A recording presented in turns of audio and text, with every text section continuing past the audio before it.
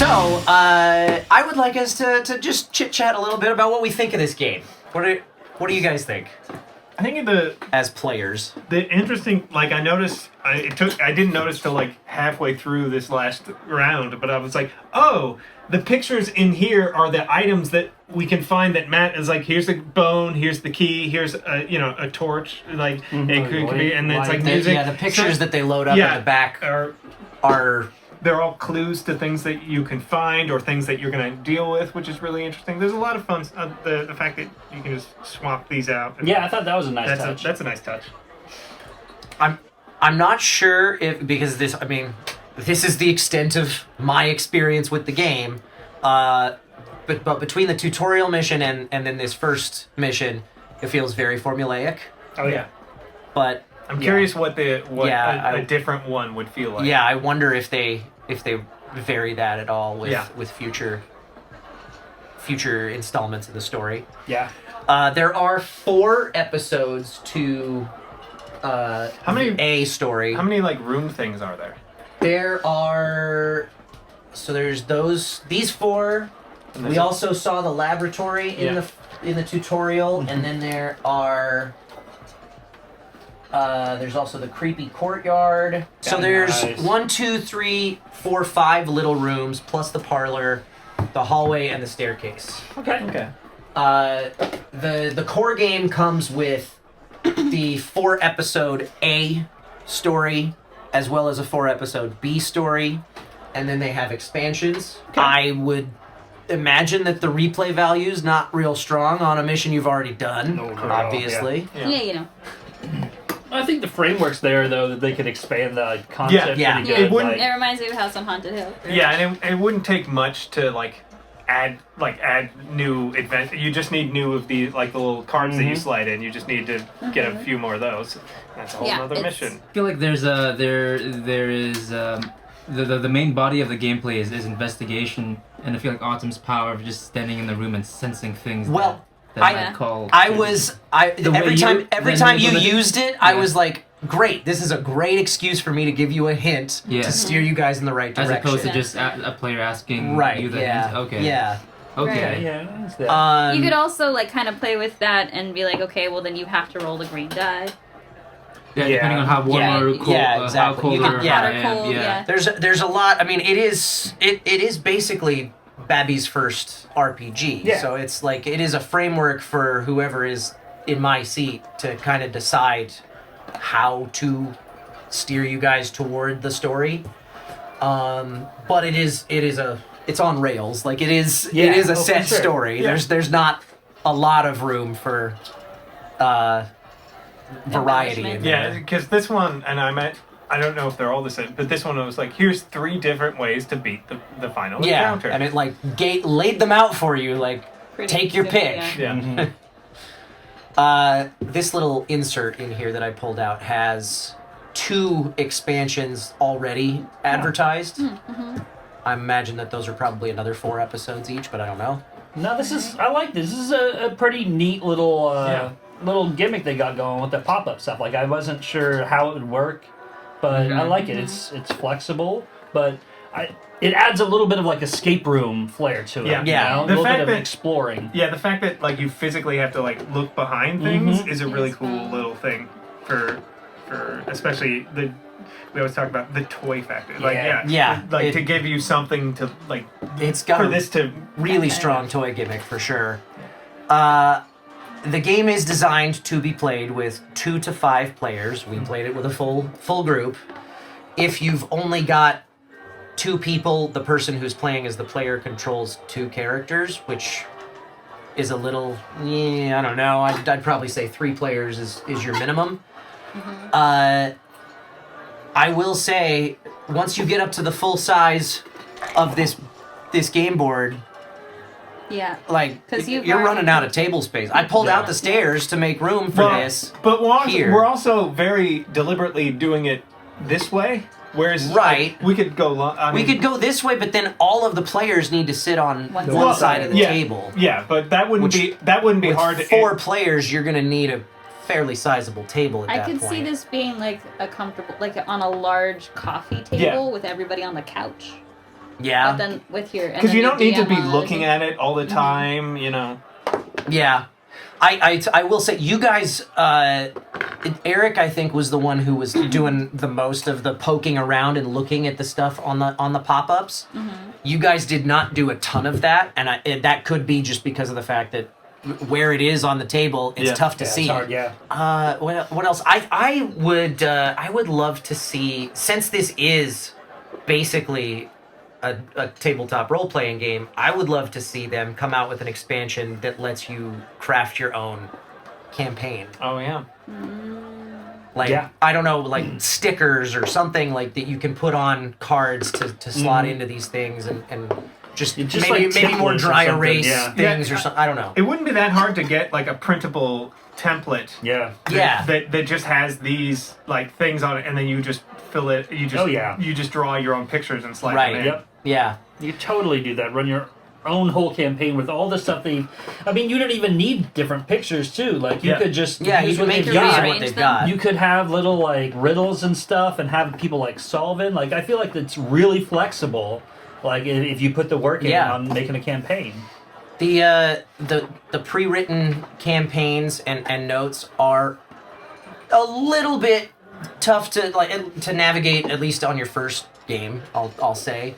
But I think once you've played it once, or especially if you do a better job of prepping ahead of time than I did, like read through the campaign first, you're gonna be in better shape.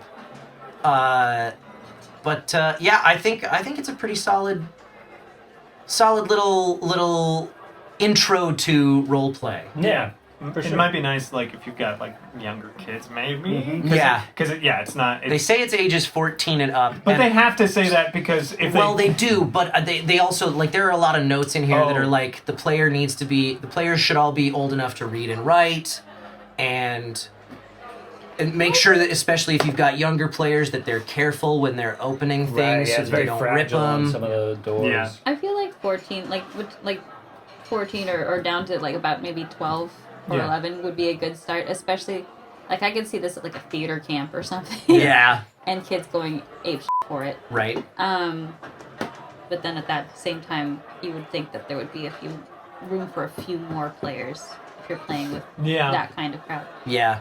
But it's hard to balance It is anything. hard to balance that. Yeah. But that, like, I feel like that crowd of kid would be very excited about this kind of game. I can see that. They should do a Scooby-Doo collab. It's more fun than I was expecting it to be, because at first when I started learning it, I was like, oh, it's a role-playing game but with very tight constraints, and I don't know how much fun that's going to be. But we did find enough wiggle room in there to do some role play and have a little bit of fun with it. So yeah, it's entertaining. I don't remember how much this game costs. I suspect with all of this stuff going on, it's not going to be a cheap one. Yeah, I was like, this can't be that much. I was like, actually, this pop-up thing, that's probably not the cheapest thing in the world to make. And it's been in development for a while, which is why I don't remember its cost. But it's also cardboard, so like, who knows? I don't know. Yeah. But these pop-ups are struggling to pop all the way up too. Yeah, but most like pop-ups. all of them. Well, especially when they're brand new. Yeah. Yeah. I kept on especially with the parlor when I was opening it up last night. I was like, if I bend this back further, I just keep doing that, try and get those things to stretch out. But as soon as it goes back into its upright position, they sink again. And then my other fear is that like with and if I bend it back too far, am I gonna break something? And then with the more plays, because these are just little paper guys. This is gonna, this at some point. This one's already got foxing a little bit. $75 retail. Okay. You can get both expansions for $40. Okay. And they have a create your own character accessory pack. Well, that's cool. That's cool. There were also a couple Kickstarter exclusive, and I guess they must have been add-ons because I didn't get them. I don't. I backed this like a year and a half ago or something. I don't even remember. But I saw a note somewhere that there are 2 Kickstarter exclusive characters that are a dog and a cat that you can play as too. Whoa. Because there's a note somewhere in the rule book that's like, if someone's playing is like make sure there's at least one human character because opposable thumbs are useful. True. But yeah, I had fun tonight. Yeah. I hope you Fun guys game. did. I really enjoyed Khoi's doodles. Yeah, they were good. You're welcome. I think like at this point in our economy, $75 is not a surprising price point. Yeah. So, So- this would be enthusiasts, but it's also But it's geared towards kids. that's where the I think it's difficult- that's yeah. where I think it's tough because at that price point, for the kind of game that it is, like you're targeting a pretty niche market here, and not a lot of replay value. Right. I don't know. Like I think it's gonna have a tough time. At the moment, it feels very much like a gift that a parent who plays D&D would buy specifically to play with their kids to try to get them into exactly. tabletop. Yeah. Exactly. It feels Yeah. very specifically Yeah, for yeah. that. It's like a kid or your partner or like your husband or wife Right, or yeah. somebody, Try and get somebody into role playing with you, even Yeah. though they haven't before. Yeah. Yeah. Yeah, that's exactly what this game is. Yeah, they did like an anime art style. That was not a serious I do suggestion. love I do love the art though. I think it's The art is all of it's cool. really The art's nice. really great, cute. Yeah. and I do. It's I, very I, vibrant. and I the love set this is really gimmick. vibrant. That's I like awesome. the aesthetic. I love the toy gimmick.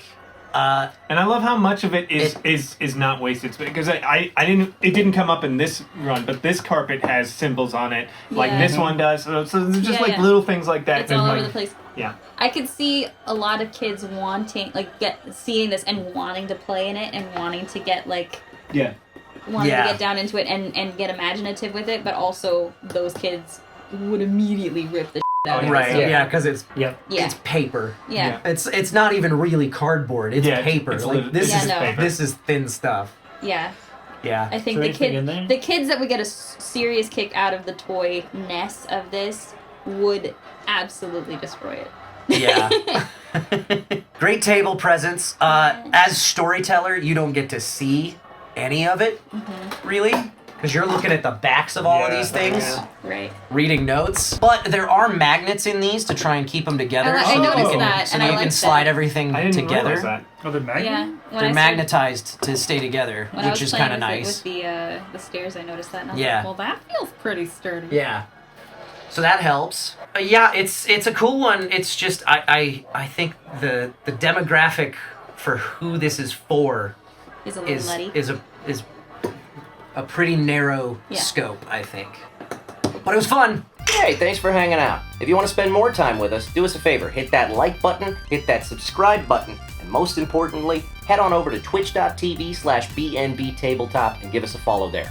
We play board games live every Sunday night at 5 p.m. Pacific Time on a show we call The Board and Barrel. And we like to keep things interactive. You guys can influence what happens throughout the course of a game with our Buff and Nerf house rules. You can also make predictions on how things are going to pan out, play virtual bingo for a chance to win a free board game of your own, and heckle us and stuff from the chat. Thanks again for watching, and we'll see you Sunday night.